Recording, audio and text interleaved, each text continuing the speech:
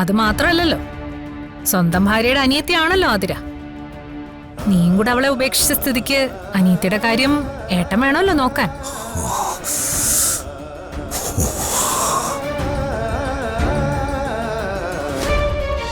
ദിവസവും കണ്ണീരോടെ കാത്തിരിക്കുന്ന ഒരമ്മയുണ്ട് അവൾക്ക്. സഹോദരങ്ങളുണ്ട്, കുടുംബമുണ്ട്. അവര് സംസാരിച്ചോളും. അർച്ചന നിങ്ങളുടെ കൂടെ ഉണ്ടെന്ന് അവരറിഞ്ഞാലുള്ള അവസ്ഥ നിങ്ങൾക്ക് അറിയാലോ. എല്ലാരും കൂടെ എരിച്ചു കയറി ഇങ്ങോട്ട് വരും. അവരെ നിയന്ത്രിക്കാൻ എനിക്ക് പറ്റില്ല. നിങ്ങളെ ഒറ്റൊരാളെ വിശ്വസിച്ച ഇതുവരെ ഞാൻ അവരോട് ഒരു വാക്കുപോലും പറയാത്തത്. ഇനിയും കാത്തിരിക്കാൻ എനിക്ക് പറ്റില്ല. തകർച്ചയുടെ നെല്ലിപ്പലകല ഞാൻ നിൽക്കുന്നേ. എനിക്ക് എന്റെ അർച്ചനെ തിരിച്ചു വേണം സാറേ. പ്ലീസ് സച്ചി, എന്നെ ഒന്ന് വിശ്വസിക്കേ പ്ലീസ്. ഇനി അധികം താമസം ഉണ്ടാവില്ല. ഒന്നും തകർന്നു പോകാതെ ഈ പ്രശ്നം പരിഹരിക്കാനാണ് ഞാൻ ശ്രമിക്കുന്നത്. അത് സച്ചി ഒന്ന് മനസ്സിലാക്കണം. ദയവ് ചെയ്ത് സച്ചി ഇപ്പൊ ഒന്ന് പോകണം പ്ലീസ്. പിന്നെ ഇവിടെ ഇപ്പൊ സച്ചി ഒരു പ്രശ്നം ഉണ്ടാക്കിയ അർച്ചന എങ്ങനെ പ്രതികരിക്കുമെന്ന് നമുക്കിപ്പോ പറയാൻ പറ്റില്ല സച്ചി. അർച്ചനയെ ഞാൻ പറഞ്ഞ് മനസ്സിലാക്കാം. എനിക്ക് ഒരല്പം സാവകാശം തന്നാൽ മാത്രം മതി. അർച്ചനയെ ഞാൻ തിരിച്ചു തരും.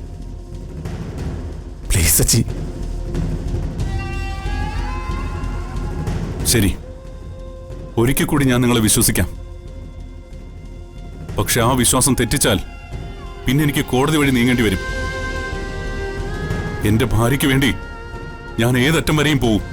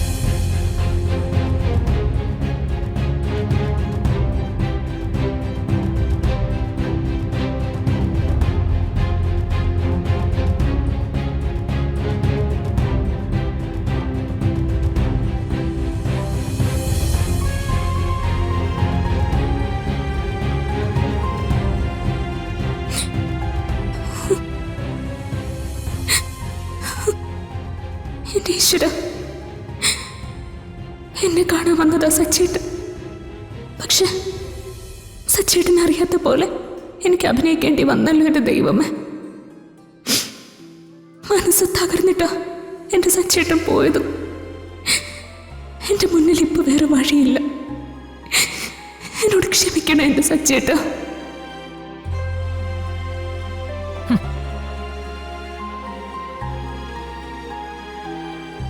ഹേർത്തി പ്ലീസ്, ഞാൻ പറയുന്നൊന്ന് വിശ്വസിക്കണം.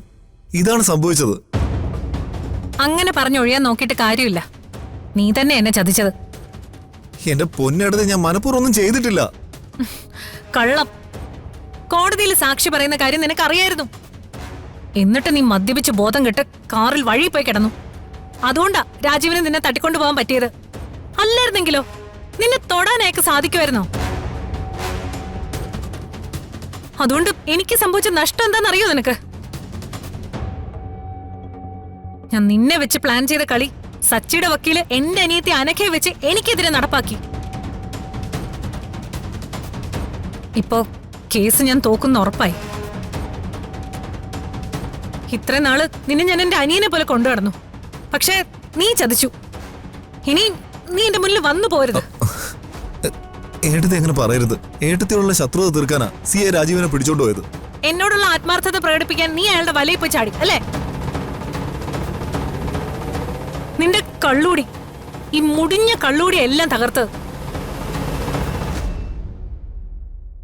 നിനക്ക് ചുറ്റും നടക്കുന്ന വല്ലതും നീ അറിയുന്നുണ്ടോ? സ്വന്തം ഭാര്യയുടെ കാര്യമെങ്കിലും. അല്ല, സന്ദീപ് സാറിന്റെ ഭാര്യ ഇപ്പോ സോഷ്യൽ മീഡിയയിൽ ആകെ തിളങ്ങി നിൽക്കുമല്ലേ? ആളുകളൊക്കെ അതിന്റെ ചുവട്ടിലിടുന്ന കമന്റ് വേണം കാണാൻ. എന്താ പറഞ്ഞേ? സാറിന്റെ ഭാര്യ ഇപ്പോ വലിയ പരസ്യ ചിത്രത്തിൽ നായികയായിട്ട് അഭിനയിച്ച് തകർക്കുമല്ലേ? ഡോ, മര്യാദയ്ക്ക് സംസാരിക്കണം. എന്റെ ഭാര്യയെ കുറിച്ച് അനാവശ്യം പറഞ്ഞാലുണ്ടല്ലോ. മതി, നിർത്ത്. മൂർത്തി പറഞ്ഞാൽ ഒരു തെറ്റുമില്ല. നിന്റെ ഭാര്യ നിന്നെ ചതിക്കുക. സംശയം ഉണ്ടെങ്കിൽ ഞാൻ കാണിച്ചുതരാം.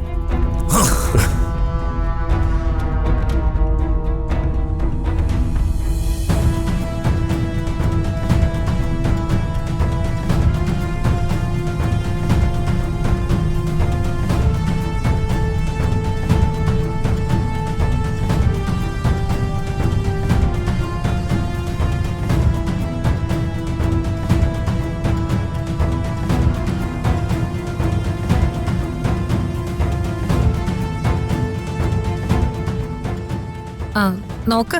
നിന്റെ ഭാര്യ തന്നെയാണോ അതോ മറ്റു വല്ല സ്ത്രീയാണോന്ന്? ഇത് ആതിര തന്നെയാ. ആ, ആ ഫിനാൻസ് കമ്പനിക്കാരന്റെ വലയിൽ പാവം വീണുപോയി. അല്ലാതെ ആ കുട്ടിയെ കുറ്റം പറയാൻ പറ്റില്ല.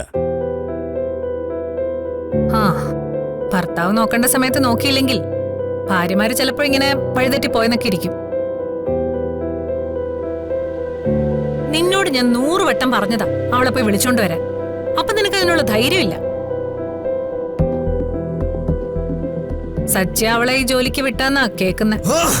മതി, ഇനിയൊന്നും പറയണ്ട.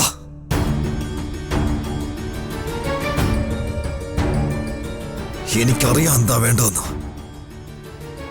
അവളുടെ അഹങ്കാരം ഞാൻ നിർത്തി കൊടുക്കാം. നിനക്ക് എന്ത് ചെയ്യാൻ പറ്റും? അവളെ നിയന്ത്രിക്കുന്നത് സച്ചിയാ. സച്ചി പറയുന്നത് മാത്രമേ ആതിര കേൾക്കൂ.